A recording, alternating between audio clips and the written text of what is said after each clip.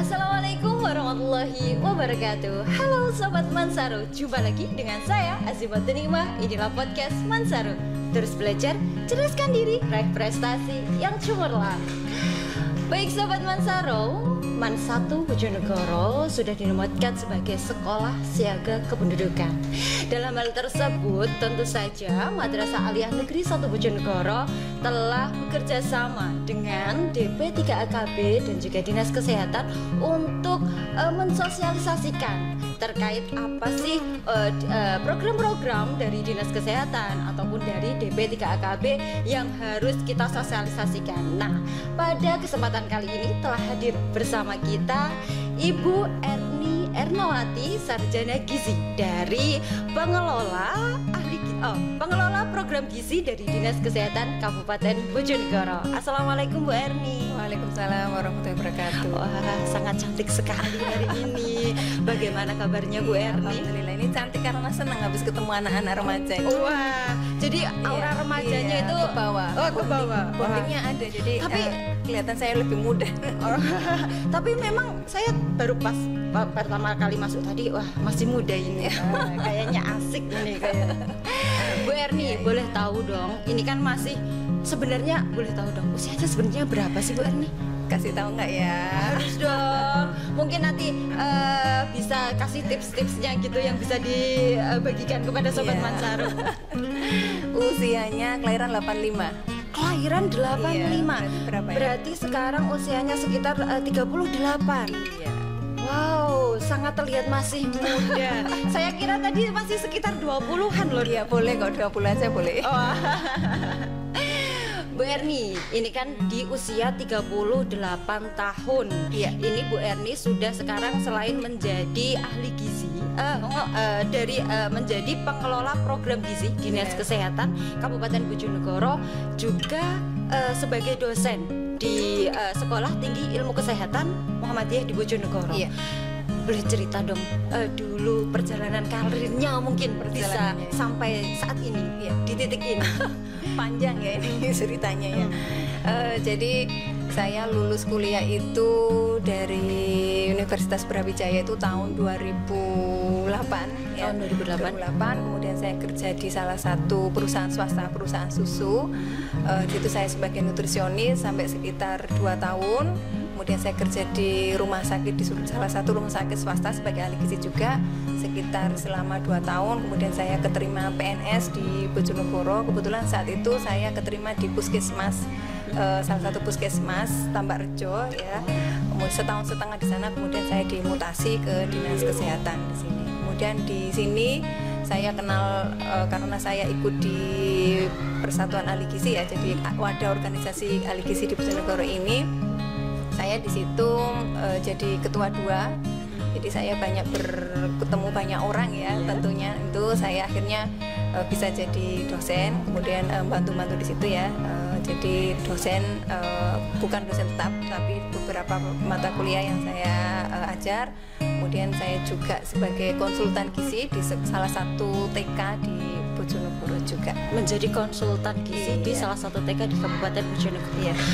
Bu Erni ini sebenarnya aslinya mana? Apakah memang aslinya di Bojonegoro atau merantau nih ke Bojonegoro? Iya, saya perantau ya. Jadi sejak saya lulus SMA itu saya merantau ke beberapa daerah. Bukan beberapa negara ya, belum ya.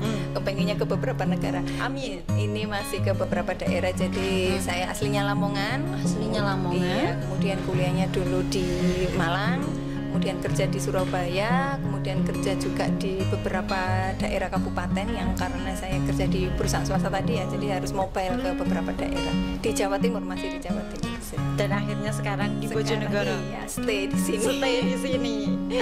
Baik Bu Erni, ini kan seperti yang saya katakan tadi di awal bahwa MAN 1 Bojonegoro ini sebagai sekolah siaga kependudukan. Nah, Bu Erni datang ke sini tadi diundang juga memberi talk show kepada teman-teman anak-anak di kelas 10. Ini kan terkait dengan stunting.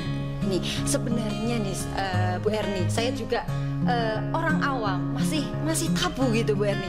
Sebenarnya stunting itu apa sih Bu Erni? Ya. Jadi stunting itu tinggi badan yang tidak sesuai dengan usianya. Jadi kalau anak remaja itu ada grafiknya Bu ya.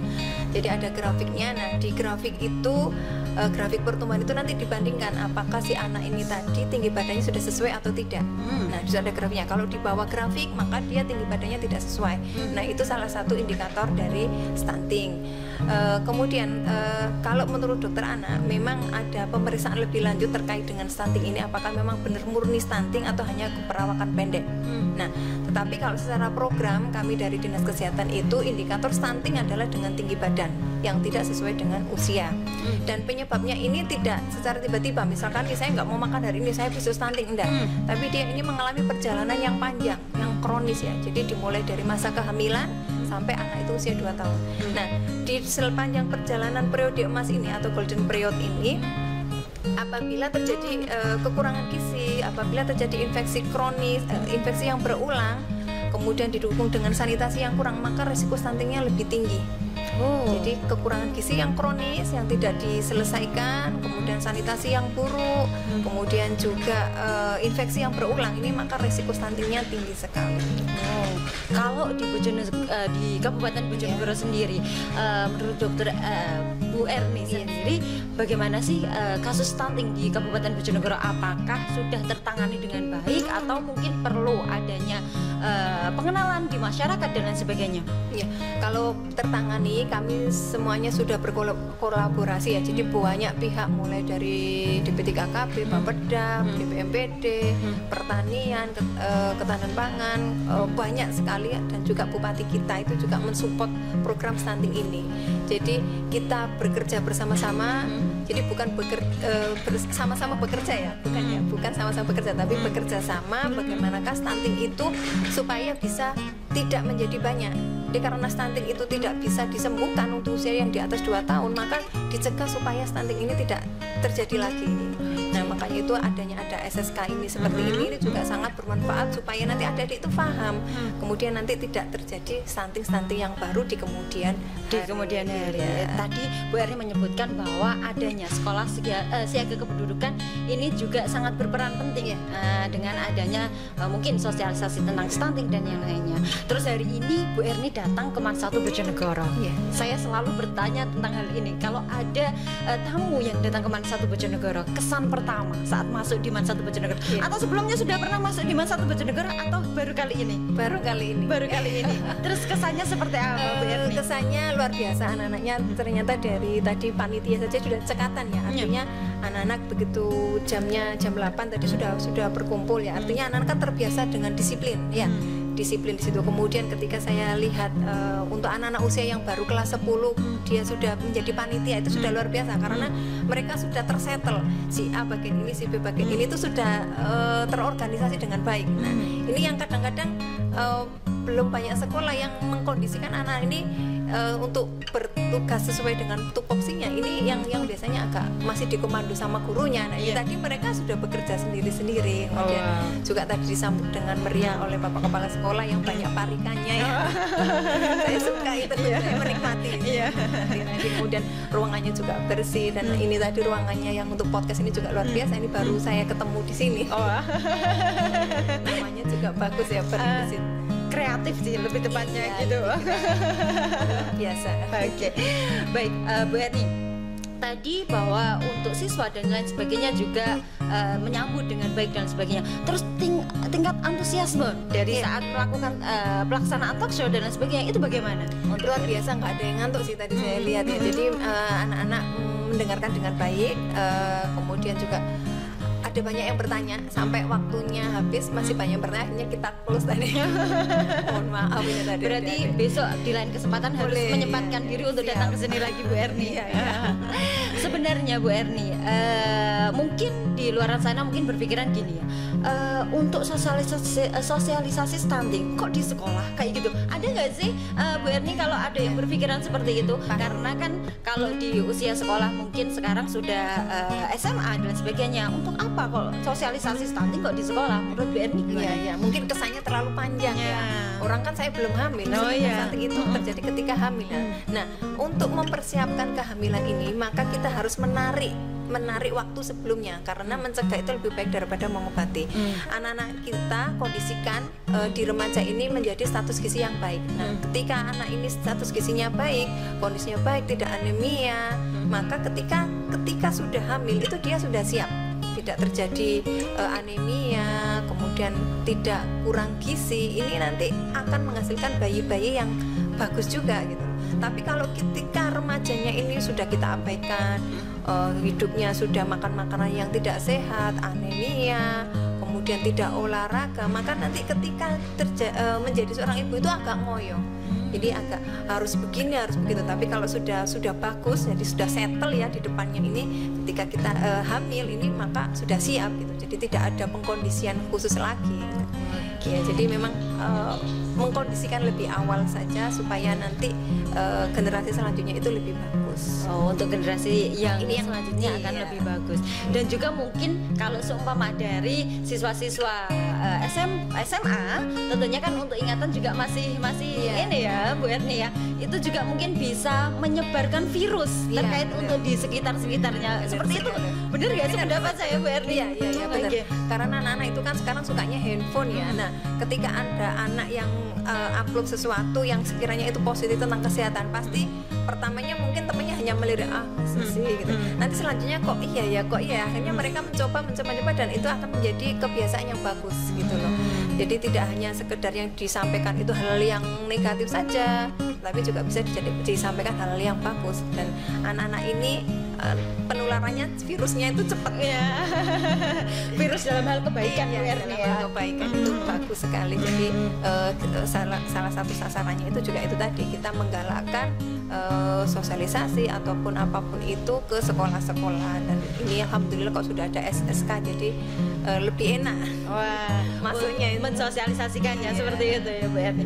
Terus untuk dari program dari Kabupaten Bojonegoro sendiri apa aja sih Bu Erni yang sudah dilakukan? Tadi kan Bu Erni mengatakan bahwa dari kabupaten maksudnya juga sudah menerapkan berbagai macam cara untuk menanggulangi adanya stunting dan sebagainya. Program apa aja sih Bu Erni yang sudah dilakukan oleh pemerintah kita? Kalau program itu bicara program banyak sekali ya Bu ya. Ini yang kita bicarakan yang terkait dengan remaja saja ya. Kita karena fokusnya di remaja. Jadi salah satu program kita itu ada sekarang aksi bergizi. Aksi bergizi. Iya, aksi bergizi itu ada 3 kegiatan, yaitu sarapan dengan protein hewani, diutamakan mengandung banyak protein hewani, kemudian berolahraga atau aktivitas fisik, dan yang ketiga adalah konsumsi tablet tambah darah 1 butir setiap minggunya. Iya, jadi ini kita mengkondisikan remaja supaya sehat, supaya bisa berpikir, nggak gampang galau. Sekarang itu kan banyak anak-anak yang galau. Nanti gurunya ikut galau juga. Nah, ini bisa disembuhkan dengan 3 cara ini tadi, dengan sarapan, kemudian minum tablet tambah darah, dan olahraga. Ya. Itu yang terpenting. Iya, karena dengan sarapan itu lambung kita itu bagus, dan nutrisi otak itu ada hubungannya dengan lambung kita. Jadi ada gut barrier. Jadi antara otak dengan perut itu komunikasinya sangat cepat. Nah, ketika seseorang itu perutnya terasa lapar, maka untuk berpikir itu agak sulit. Iya kan? Dan ketika kita stres, perut kita juga bermasalah. Ya nggak, misalkan nih anak-anak itu mau ujian, bolak-balik ke kamar mandi, atau malamnya sudah merasakan nggak nervous, grogi. Nah, ini memang ada hubungan yang langsung antara otak dengan perut. Makanya ini ketika anak-anak itu kondisi perutnya sudah bagus, insya Allah daya terimanya bagus, anaknya nggak gampang marah, nggak gampang galau ya. Dan ketika anak itu sudah melakukan aktivitas fisik, olahraganya teratur, itu juga meningkatkan hormon bahagia. Wow. Jadi Bu Nikma kalau misalkan lagi bete-bete itu olahraga aja. Ya, nanti hormon bahagianya akan meningkat. Wah, setelah ini kayaknya saya jadi semangat olahraga ini. Kalau kita bahagia, kalau kita hormon bahagianya bagus, ini kan bawaannya riang. Orang yang melihat itu lebih senang. Iya, memancarkan aura. Seperti kali ini Bu Erni saat saya masuk lihat senyumnya Bu Erni, wah, jadi ikut semangat gitu untuk podcast hari ini seperti itu. Baik Bu Erni, ini sebenarnya tuh saya masih banyak sekali untuk yang pengen saya tanyakan terkait stunting dan yang lainnya, tapi karena terbatasnya waktu mungkin Bu Erni, mungkin ada pesan atau kesan yang ingin disampaikan kepada Sobat Mansaro yang menyaksikan tayangan podcast pada kali ini. Oke. Jadi sahabat Mansaro ya, saya nggak bisa menyingkat ya. Mansaro Bojonegoro, adik-adik semuanya, terus kita laksanakan kegiatan aksi bergizi. Yang pertama yaitu jangan lupa untuk sarapan sebelum jam 9 perut kita harus sudah terisi dengan isi piringku yang sudah tadi saya sampaikan, bahwasanya sepertiga harus mengandung makanan pokok, sepertiga harus sayur dan buah, sepertiga adalah lauk hewani dan lauk nabati.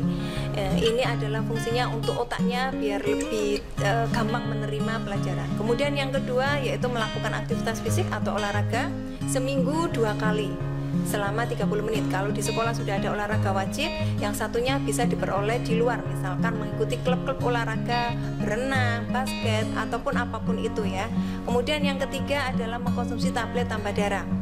Konsumsi tablet tambah darah ini wajib untuk remaja putri, karena remaja putri ini mengalami menstruasi dan juga memang cadangan zat besi di dalam tubuhnya sedikit, maka harus disuplai dari luar. Jadi kalau misalkan adik-adik ini sudah menerapkan 3 ini, insya Allah nanti jadi adik-adik yang remaja yang sehat.